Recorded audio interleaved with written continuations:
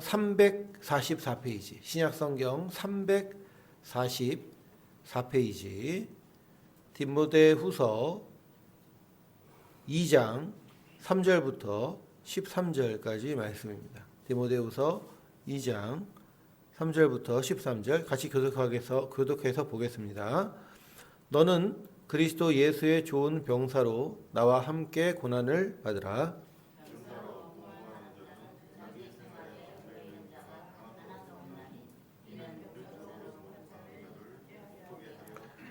경계하는 자가 법대로 경계하지 아니하면 승리자의 관을 얻지 못할 것이며 내가 말하는 것을 생각해 보라. 주께서 범사에 내게 총명을 주시리라.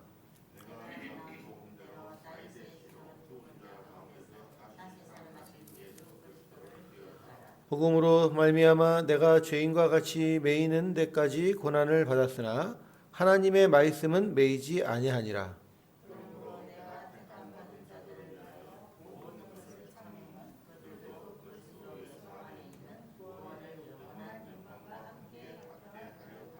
미쁘다 이 말이여, 우리가 주와 함께 죽었으면 또한 함께 살 것이요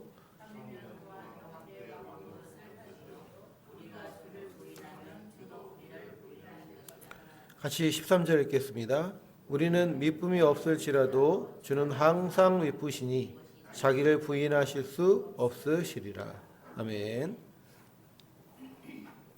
여러분, 우리가 주일 송구영신 예배와 이 일주일간 신년 예배 또 특별 새벽 기도회까지 말씀을 살펴본 것을 기억해 보면 거룩한 하나님과의 교제, 이 교제를 계속하기 위해서 필요한 것이 무엇일까? 첫 번째로 성경의 관점대로, 성경의 말씀대로 살아가야 되고요.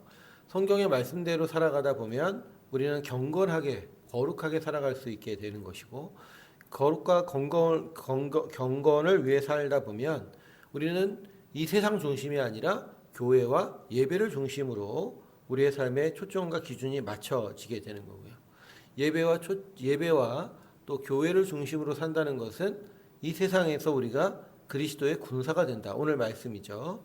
군사가 된다라고 하는 이야기고요. 그리고 그리스도의 군사가 되려고 하면 적과 싸워서 이길 강한 마음이 아니라 훈련과 원칙을 가져야 되는 것이고, 그리고 그 모든 것은 우리가 이 세상에서 그리스도인으로 나그네답게, 그리고 언젠가 우리의 본향으로 돌아가야 될 곳이 있다라고 하는 참된 믿음이 있기 때문에 가능한 것이다라고 하는 것입니다. 그래서 우리 어제는 그리스도의 군사됨에 대해서 말씀을 다 마치지 못했거든요. 그리고 그 다음에 우리는 어떤 원칙과 어떤 기준이 필요한가라고 하는 부분, 그리고 우리 주일 예배 때 우리는 이 세상을 왜 나그네처럼 살아야 되는가라는 것으로 결론을 내면 좋겠다, 이런 생각이 듭니다. 그래서 여러분, 어제 우리가 말씀을 드린 것처럼 이 세상에서 우리가 생각과 마음을 바꿔야 되는 것은 우리는 아직 전쟁 중이다라고 하는 것입니다. 우리나라를 우리가 살다 보면 그냥 뭐 이렇게 사는 거 아닌가, 이렇게 생각이 들 때가 있죠. 근데 외국에서 우리나라를 되게 위험하게 볼 때들이 가끔 있습니다. 뭐 지금도 그렇다고 그러는데 뭐 그렇고요. 그래서 마치 우리는 그냥 뭐 북한이 저기서 뭐 가끔 뭐 미사일도 쏘기도 하고 좀 위험하긴 한데 뭐 사람이 사는 게 다 그런 게 아닌가, 이렇게 생각하지만, 일단 모든 남자들이 군대에 가서 총을 쏜다라는 것 자체가 이해가 안 되는 나라들도 많고요. 그리고 저렇게 핵을 무장하고 적이 우리를 노리고 있는 나라의 위협이 있다라고 하는 것을 굉장히 희한하게 또 두렵게 생각하는 경우들이 있다라고 하는 것이죠. 그래서 언제 한번 필리핀에 있는 친구들이 한국에 놀러 온 적이 있었는데, 그들을 데리고 이제 가면 어딜 가냐면 이제 통일전망대를 간단 말이에요. 그러면 그 친구들은 굉장히 흥분합니다. 왜냐하면 총 들고 있는 북한 군인을 볼 수 있을 거라 생각을 하는 거예요. 되게 웃기죠. 근데 그러니까 여러분, 제가 말씀드린 게 뭐냐면 우리는 그냥 뭐 원래 태어날 때부터 그랬고 휴전선이 거져 있고 우리나라는 이 대륙과 붙어 있는 반도인데도 불구하고 북한이 저렇게 돼 있으니까 이게 삼면이 바다가 아니라 삼면이 바다이고 위쪽은 죽은 땅이라서 비행기도 걸로 못 올라가잖아요. 그러니까 우리는 섬이에요, 섬. 이런 상태인데 우리가 생각할 때는 당연하지만 외국에서나 다른 친구들이 볼 때는 굉장히 위험하고 이게 굉장히 한국이 괜찮을까 이런 생각을 한다라고 하는 것이죠. 그러니까 여러분 우리에게 필요한 것이 무엇이냐면 그런 경각심이다라고 하는 겁니다. 정말 내가 괜찮을까? 내가 그리스도의 군사로서 참된 하나님의 사람으로 끝까지 이 길을 완주할 수 있을까? 여러분 이런 것이 믿음이 없는 게 아니라 참된 믿음이 있기 때문에 우리가 이 세상을 살아갈 때에 문득문득 드는 생각이다. 그러니까 이렇게 살다가도 내가 진짜 하나님을 놓치고 있는 것이 아닌가? 마치 여러분 어린아이가 아무리 자기가 좋아하는 놀이동산이나 햄버거 집을 가도 늘 주시하고 생각하는 게 뭐예요? 아빠 엄마가 어디 있냐라고 하는 거죠. 그죠? 예, 놀이기구를 타러 가더라도 혼자 타러 간다 그러면 늘 언제나 아빠 엄마가 어디 있는지를 확인하고 가고 내릴 때도 확인한다. 그런 것처럼 우리가 그리스도인으로 산다는 것은 바로 그런 마음과 생각을 가지고 산다라고 하는 것이죠. 왜 그럴까? 왜 그럴까? 제가 어제 우리의 3대 원수가 있다 라고 얘기했는데 이 세상과 또 우리 옛 자아와 또 마귀가 언제든지 우리를 공격할 수 있는 기회를 엿보고 있고 우는 사자와 같이 울면서 우리를 노리고 있다. 삼킬 자를 찾고자 노리고 있다라고 하는 것이죠. 그러니까 우리 안에 구원받은 믿음의 의의 법이 있는가 하면 또 똑같이 여전히 우리를 사망으로 이끌어 갔었던 옛 법이 우리를 다스리려고 시시때때로 노리고 있기 때문에 이것은 우리가 억제한다고 노력한다고 되는 것이 아니라 우리 주 예수 그리스도의 십자가의 보혈과 하나님이 주신 성령님의 은혜로 말미암아 억제가 되어야 되는 것이기 때문에 그것이 안 되면 언제든지 폭발하고 치솟을 수 있다라고 하는 것이죠. 그래서 우리는 언제나 위험을 안고 사는 겁니다. 위험을 안고. 그래서 우리의 힘으로는 옛날부터 아담 때부터 늘 실패를 해왔었고요. 그렇기 때문에 우리 어제 읽은 로마서 7장 24절처럼 나는 공고한 사람이다라는 이야기를 사도 바울이 하는 것이고 이것이 그리스도인의 삶이다라고 하는 것이죠. 그러니까 우리 안에 예수 그리스도를 믿는 기쁨과 또 그러나 여전히 우리의 어려움과 환난 가운데 있었던 죄악과 어둠에 있었던 모습 때문에 그리고 또 그것이 여전히 우리를 괴롭히려고 눈을 부라리고 있기 때문에 우리는 그 사이에서 곤고한 그리스도인이다라고 하는 것이죠. 그러니까 여러분 이게 하나님께서 우리의 삶에 100% 완벽한 행복과 감사와 또 완전한 승리를 주시지 않았다는 것이 여전히 우리는 전쟁 중이라는 것이 그 로마서 7장에 있는 말씀들로 증명이 되는 것입니다. 그러므로 여러분 우리는 가장 곤고할 때에 우리의 가장 기쁨과 즐거움을 생각할 수 있는 거예요. 왜 그래요? 이러한 곤고함, 나를 끝까지 괴롭히는 이 원수가 마지막 날에는 어떻게 되는 거예요? 지옥불에 들어감으로 나는 이 원수와 영원히 결별하게 된다라고 하는 것이죠. 여러분 여러분들은 안 그렇겠지만 폭력적인 가정이나 남편이나 이렇게 살다 보면 새로운 삶을 찾고 정말 나를 사랑해 줄 수 있는 사람, 그래서 새 인생을 찾은 사람이 가끔 혼자 있는 것을 두려워하고 그리고 또 이제는 나를 찾을 수도 없고 만날 수도 없는 전에 알았던 그 사람이 혹시라도 나를 찾아올까 봐 그래서 어떤 사람은 골목을 돌 때가 제일 심장이 뛴다고 얘기를 하잖아요. 저 보이지 않는 골목 저편에서 그때 그 사람이 나타날까 봐 염려하는 것처럼. 그러니까 새로운 삶과 새로운 인생을 사는 기쁨과 즐거움과 동시에 옛사람, 옛자아가 또 옛 모습이 또 나한테 튀어나와서 나를 이 행복을 깨트리면 어떡할까라고 하는 염려가 우리 가운데 있다라고 하는 것이죠. 그리고 그게 어떻게 보면 정상적이고 그것은 결국에 우리가 이 세상 살아갈 때에는 나그네처럼 기쁨과 즐거움을 느껴도 그것은 영원한 것이 아니고 또 언제든지 위험에 빠질 부분들이 있다. 그리고 그것은 결국 여러분 가장 우리에게 하나님께서 그렇게 하신 이유는 승리가 우리에게 있는 것이 아니라 누구에게 있다? 예수 그리스도에게 있다라고 하는 것을 말씀해 주시고 계신 것이고요. 그리고 또 이미 하나님께서는 성경을 통해서 우리한테 이미 다 주께서 승리하셨다. 앞으로 승리할 것이 아니다. 승리할 것이다가 아니라 이미 주님은 승리하셨다라고 로마서 7장 25절에도 이야기해주고 있다라고 하는 것입니다. 그러니까 우리 성도의 삶에는 가장 행복한 인생의 삶이 있습니다. 속죄의 은혜, 성령의 내주하심, 그리고 또 용서하심, 또 마지막 날에 영화로운 영광 가운데 우리가 거할 것이다라고 하는 게 있지만 여전히 우리의 옛 자아가 우리의 기억과 생각을 붙잡고 있는 것도 사실인 거예요. 그러니까 성도의 특징이라는 게 뭐냐면 죄와 싸우면서 기쁘고 슬픔을 동시에 느끼는 존재다라고 하는 것이죠. 그래서 이게 어느 때와 비슷하냐면 성만찬을 나눌 때와도 비슷하거든요. 성만찬은 예수님의 피와 몸을 기념하는 거 아닙니까? 그렇기 때문에 이 피와 몸을 떡과 포도주로 먹으면서 그 고난의 잔을 드셨던 주님을 기억하며 슬픔에 빠지는 거죠. 왜? 나의 죄와 허물 때문에 주님께서 그렇게 당하셨으니까요. 그러나 동시에 뭐가 있습니까?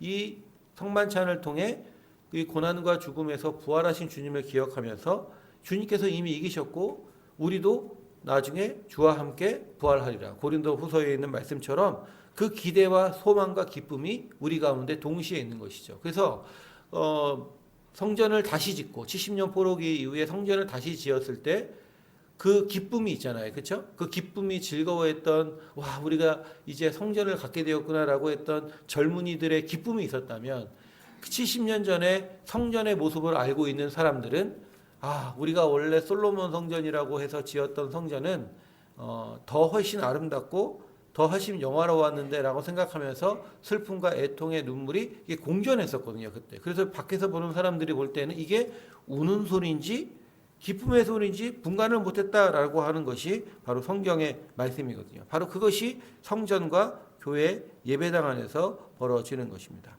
여전히 죄는 우리의 양심을 교란시키고 우리를 유혹합니다. 그래서 우리의 내적 평강을 빼앗는 모습이 있는 것이죠. 그러나 여러분 잊지 마십시오. 우리는 지더라도 주님께서는 승리하셨다. 우리의 삶 가운데도 승리하실 것이다. 오늘 말씀에서도 본 것처럼 13절에 주는 항상 미쁘시고 자기를 부인할 수 없다. 이렇게 이야기하고요.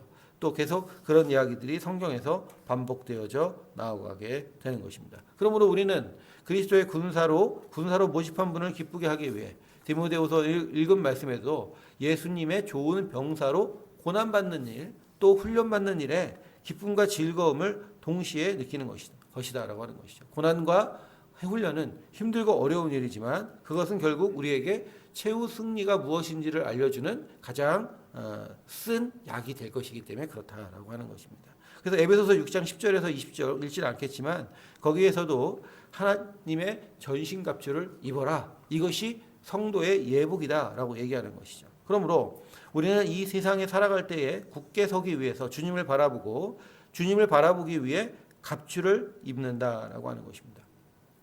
우리의 죄와 허물을 생각하면서 우리 자신의 내면을 바라보면 참된 승리를 우리는 맛볼 수가 없습니다. 우리는 계속해서 그리스도를 바라봐야 한다라고 하는 것이죠.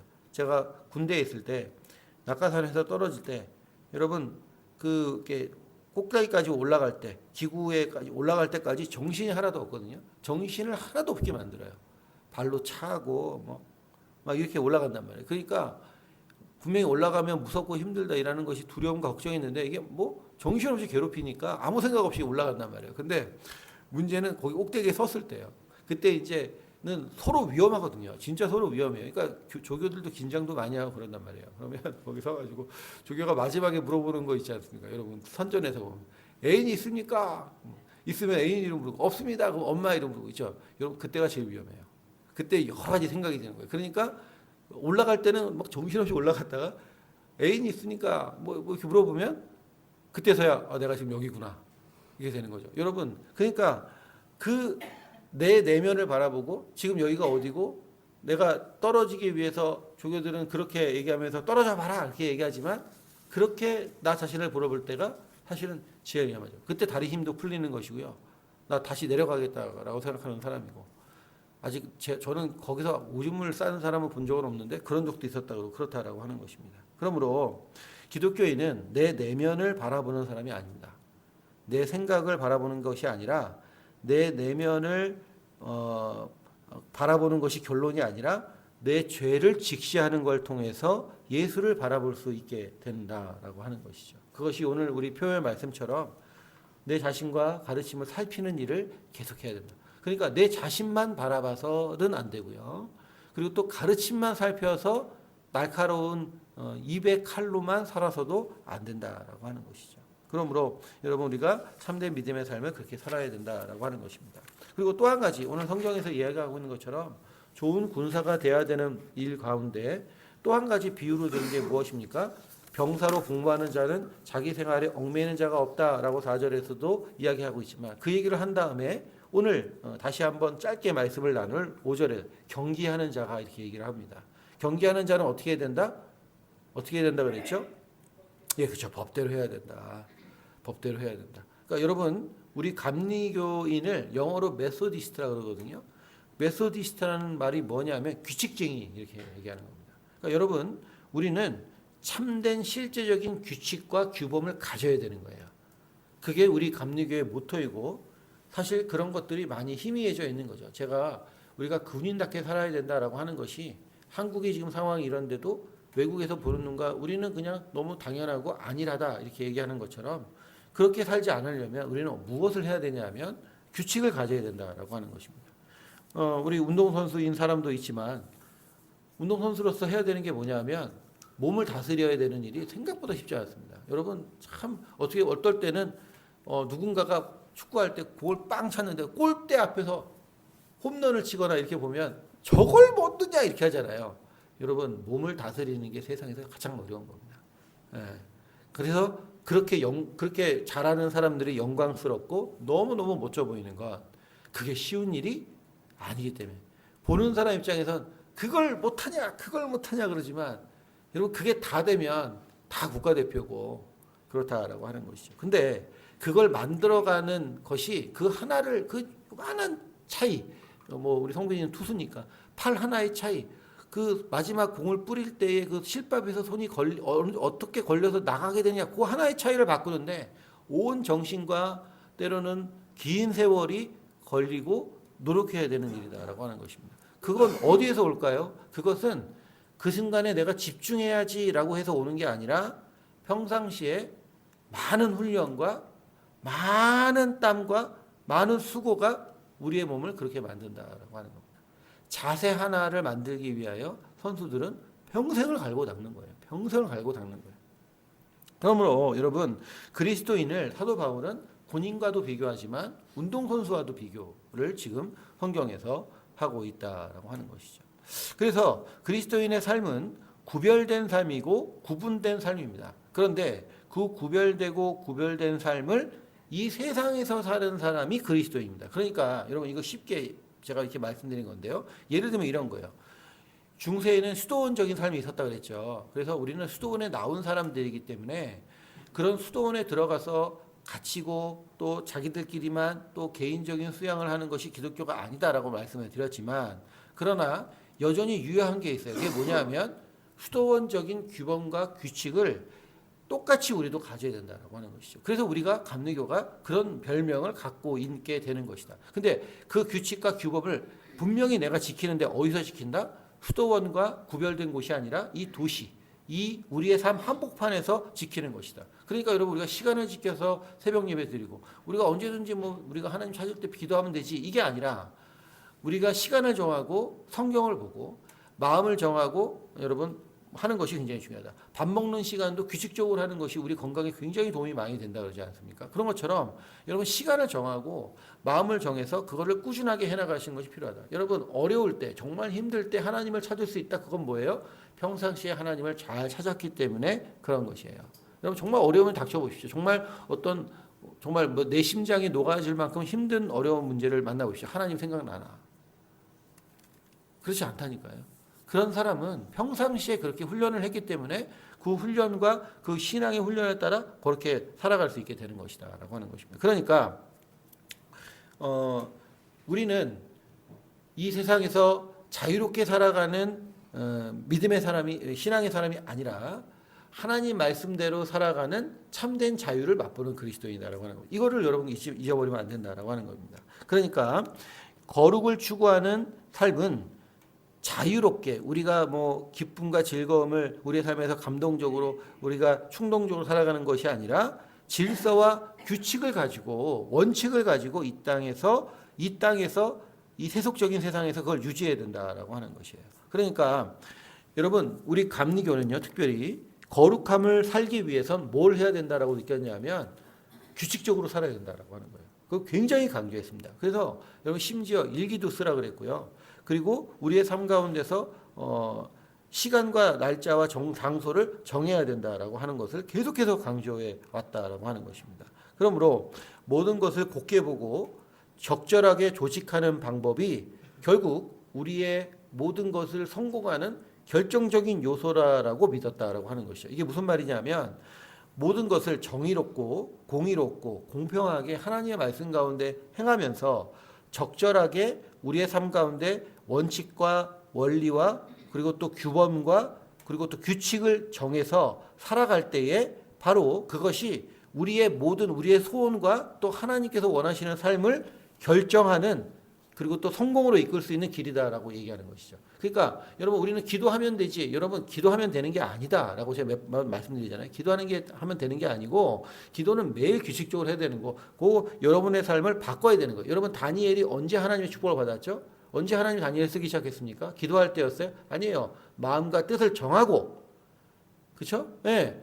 하나님이 주신 그 정하신 균례대로 먹기 시작할 때 하나님께서 지혜도 주시고 삶에 그러니까 여러분 규칙을 정하고 원칙을 정해서 그걸 여러분 하고 싶은 게 아니라 성경대로 하고 정할 때에 하나님은 그 사람에게 역사하시고 인도하시는 것이지 우리의 작은 신음에도 응답을 하시지만 규칙과 원칙과 원리가 없는 사람들에겐 여러분 참된 승리와 기쁨을 맛보는 즐거움을 하나님이 허락하지 않는 게 아니라 우리가 누릴 자격이 없고 우리가 그것을 그렇게 살아갈 수 없다. 그러니 여러분 심지어 뭐라고까지 얘기하냐면 네 일을 너가 해라.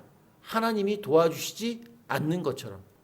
그래서 여러분 이걸 굉장히 강조했다라고 하는 것이죠. 하나님은 안 계신 것처럼 네가 네 인생을 살아라. 정말 하나님 말씀대로 그렇게 살아라. 그럴 때 누가 역사해 주신다? 예, 이게 참 아이러니하지만 그렇게 해야 된다라고 하는 거예요. 하나님의 도우심만 바라고 머리를 들어서 입을 열고서 하나님 이렇게 하는 것이 아니다라고 하는 것입니다. 그러나 수도원의 규범과 규칙을 살았던 그 수도원의 영성을 가지고 있어 그 규칙과 규범은 중요하지만 거부한 게 있어요. 그게 뭐냐면 반복적인 삶이에요. 왜냐? 하나님은 창조주이시고 창의로우신 분이시고 새로운 일을 만들어 가시는 분이기 때문에 우리는 그렇게 살아야 된다. 그러니까 분명한 원칙과 원리와 규범과 시스템과 제도를 가져야 되겠지만 그것은 하나님을 바라보고 하나님께 나아가는 것이지 그걸 지키는 것으로만 나아가면 안 된다라고 하는 것이죠. 그런 사람들이 누구예요? 바리새인들이다라고 하는 것이죠. 그래서 기독교의 소망과 기독교의 생각과 믿음은 하나님이 우리를 어디로 이끄시든지 우리가 가지고 있는 성경적인 원칙을 가지고 최선을 살아갈 때 하나님은 늘 우리에게 뭘 주신다? 새로운 것을 주신다라는 믿음이 있다라고 하는 것입니다. 그러니 여러분 이제 결론입니다. 질서를 가지고 그리고 또 좋은 선한 방법을 우리가 연구하고 가져서 계획과 지혜로운 시간을 사용하고 그리고 또 그것을 강조하는 것이 여러분 우리 기독교적인 개인적인 방법과 지침을 가지고 우리의 삶과 인생의 길 가운데 하나님이 도와주시겠지라고 하는 것에 우리의 인생의 방점이 지키는 것이 아니라 내가 철저히 하나님 말씀을 지키면 하나님 뜻 가운데 거하면 하나님은 나에게 역사해 주실 것이다라는 믿음과 신앙을 가는 것이다라고 하는 겁니다. 제가 지난 시간에 그런 말씀 드렸잖아요. 기독교는 자유와 그다음에 민주와 함께 간다 이렇게 말씀드렸잖아요. 그럴 수밖에 없어요. 개인적인 창의와 지금 제가 오늘 말씀드린 원칙과 원리를 가지고 일을 하는데 일이 안 될 리가 없잖아요. 그러니까 당연히 뭐가 모여요? 돈이 모이게 돼 있어요. 돈이 모이게. 그런 사람들에게. 그럼 뭐가 형성됩니까? 자본이라는 게 형성되고 자본주의가 만들어져요. 그러니까 여러분 사회주의나 좌측에 있는 목사님들이 이런 그 개혁주의나 아니면 이런 사람들을 싫어하는 게 그리고 우리 유럽에 있었던 초기 교회 공동체들을 싫어했던 게 그들은 돈만 밝혔다는 거예요. 근데 여러분 말이 앞뒤가 다른 거지. 돈을 밝힌 게 아니고 열심히 믿음과 신앙의 원칙을 가지고 살다 보니까 돈이 모이고 그 돈을 또 누구를 위해서 씁니까? 하나님과 그리고 학교와 또 교회를 위해 쓰다 보니 그것이 교회의 발전과 또 신앙의 발전과 또 그 지역 사회에 큰 영향력을 끼치는 사람들이 되게 되는 것이다라고 하는 것입니다. 자, 오늘 좀 기니까요. 자, 이거 마치면 그러니까 여러분 신앙의 체계를 갖고 원리와 원칙을 갖고 거룩한 삶을 살아갈 때 하나님의 은혜가 여러분과 함께 한다라고 하는 것을 꼭 기억하십시오. 여러분 새벽 기도를 우리 개혁주의나 우리 개신교들은 뭐라 그랬냐면 눈 뜨자마자 제일 먼저 주님과 만나자라는 표현을 가지고 새벽 예배를 드렸다고 하는 것이죠. 그리고 또 한 가지 여러분 개신교 분들이 가지고 있는 모토가 있었어요. 그게 뭐냐면 아이들이 기도하지 않고 성경 읽지 않는 것은 내일의 교회의 재앙이 될 것이다 이렇게 얘기했어요. 그건 뭐냐면 아이들한테도 철저하게 성경과 기도하는 훈련을 시켜야 된다고 하는 거죠. 여러분 하나님이 은혜 주시면겠지 그게 아닌 거예요. 내가 우리 자녀를 기도하고 예배 자리에 또 어려울 때 힘들 때 하나님을 꼭 찾아야 된다는 것을 그냥 머릿속에 그냥 새겨 넣어야 된다라고 하는 것이죠. 그걸 지키냐 안 지키냐는 나중에 개의 문제이고요. 어쨌든 여러분 우리의 삶 가운데 참다운 규칙과 규범을 정하고 여러분이 힘들고 어려운 일이지만 그러나 우리의 육체를 쳐서 주의 말씀 가운데 순종하고 믿음 가운데 살아갈 때에 하나님께서 우리와 함께 해 주실 줄로 믿습니다. 아멘.